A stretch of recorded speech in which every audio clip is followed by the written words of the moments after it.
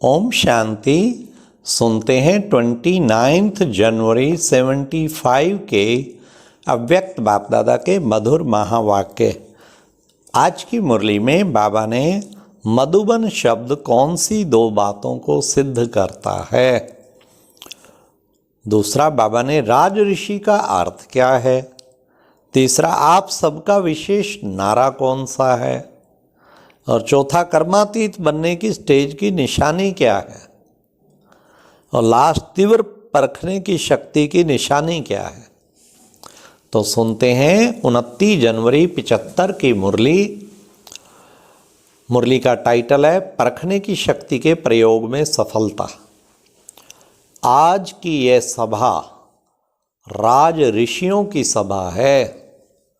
जैसे मधुबन शब्द, अब सुनिए मधुबन शब्द का अर्थ।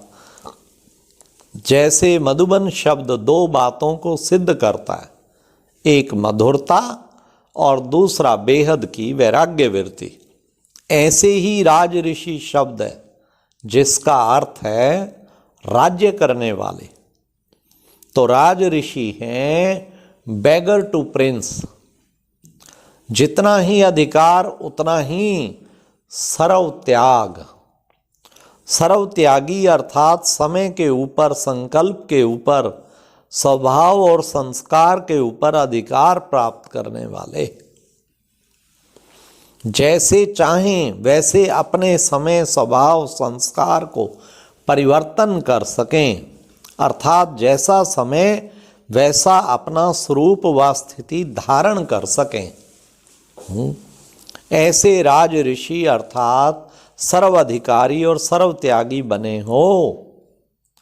जन्म लेते ही कर्म प्रमाण, श्रेष्ठ सम्मान प्रमाण राज ऋषि का मर्तबा बाप दादा द्वारा प्राप्त हुआ है ना।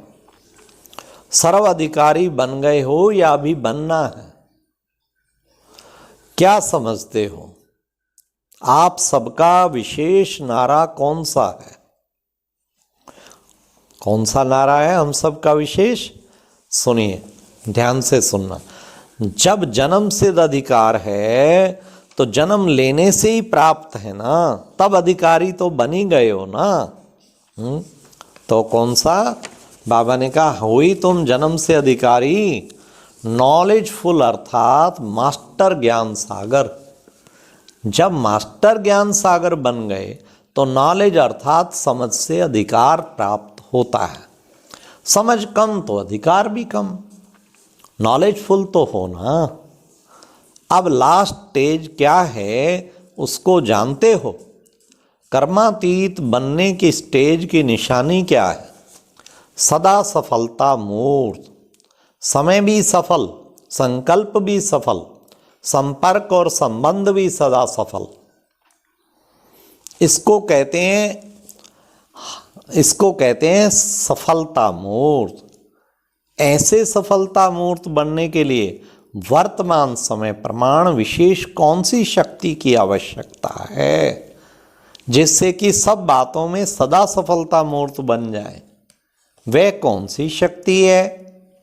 सर्व शक्तियां प्राप्त हो रही हैं, फिर भी वर्तमान समय प्रमाण विशेष आवश्यकता किसकी है? परखने की शक्ति की है। अगर परखने की शक्ति तीव्र है तो आप सुनिए बड़े ध्यान से क्या बाबा कह रहे हैं। अगर परखने की शक्ति तीव्र है तो भिन्न भिन्न प्रकार के आए हुए विघ्न जो लगन में विघ्न बनते हैं, उन विघ्नों को पहले से ही जानकर उन द्वारा वार होने से पहले ही उन्हें समाप्त कर लेते हैं। इस कारण व्यर्थ समय जाने की बदले समर्थ में जमा हो जाता है।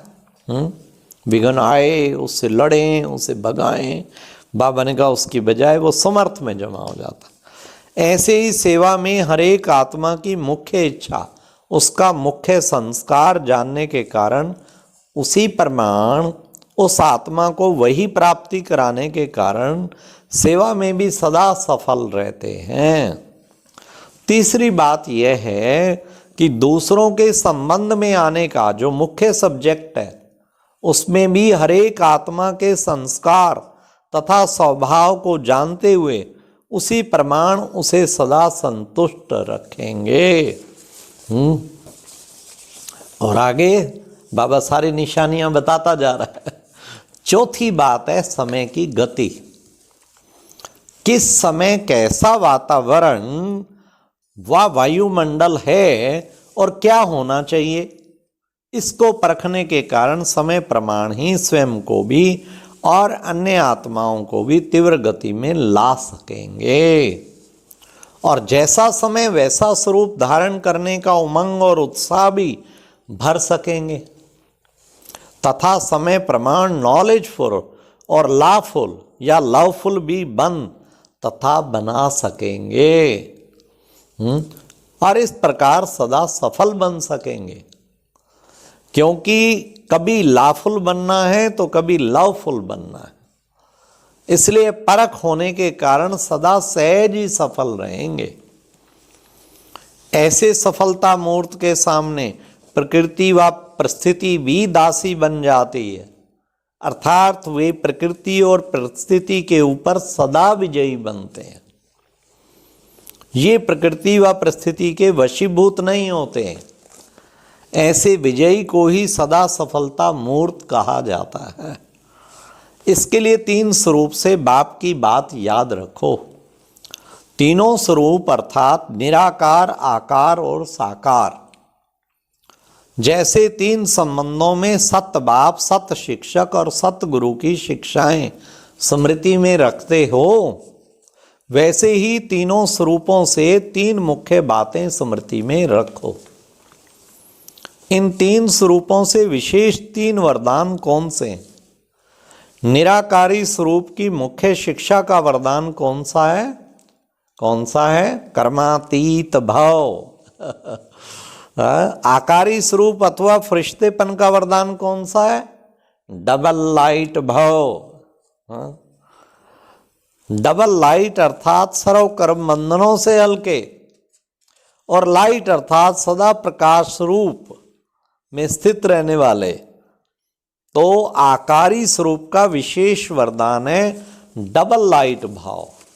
इससे ही डबल ताजधारी भी बनेंगे। साकार स्वरूप का विशेष वरदान कौन सा है? बाबा साहब नंबरवार बता रहे हैं। साकार स्वरूप का विशेष वरदान है, कैसे?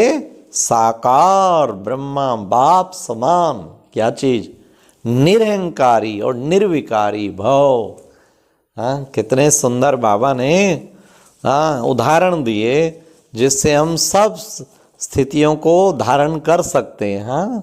तो बाबा ने साफ कह दिया कि बच्चे, निराकारी स्वरूप का वरदान कर्मातीत भाव, और आकारी का वरदान डबल लाइट, सदा प्रकाश स्वरूप भाव, और फिर जो विशेष वरदान दिया साकार का, बाप समान निरहंकारी निर्विकारी भाव। ये 3 वरदान सदा स्मृति में रखने से सदा के लिए सहज ही सफलता मूर्त बन जाएंगे। समझा? बाप दादा से भी बच्चे शक्तिवान हैं, क्योंकि वे सर्वशक्तिवान को प्रत्यक्ष करने के निमित्त बने। क्या वे ज़्यादा शक्तिवान नहीं हैं? सर्वशक्तिवान को सर्व संबंधों से अपना बना देना व अपने स्नेह की रस्सी में बांध लेना, तो क्या ज़्यादा शक्तिवान नहीं हुए? बल्कि अथॉरिटी को वर्ड सर्वेंट बना देना, इसके निमित्त कौन? समीप व सहयोगी बच्चे। कारण अपने प्यार की रस्सी में ऐसा बांध देते हैं, जो बाबा कहते मैं बंधा हुआ हूँ, क्या करूँ? ऐसे बच्चे, मुर्बी बच्चे स्नेहवश मुझे बांध लेते हैं और मैं बंधा हुआ हूँ, मैं आता हूँ फिर। तो बाबा ने कहा ऐसे शक्तिवान को, सर्वशक्तिवान को, अथॉरिटी को वर्ड सर्वेंट बना देना, इसके निमित्त कौन?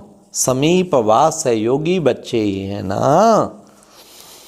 अच्छा, ऐसे सर्वश्रेष्ठ सदा बाप दादा को हर कर्म और हर कदम द्वारा प्रख्यात करने वाले हर आत्मा को बाप के साथ मिलन मनाने में निमित्त बनने वाले, सदा बाप और सेवा में लवलीन रहने वाले लक्ष्य और लक्षण को समान बनाने वाले साक्षात बाप समान बन सर्व को बाप का साक्षात्कार कराने वाले ऐसे लवफुल और लाफुल आत्माओं के प्रति बाप दादा का याद प्यार और नमस्ते।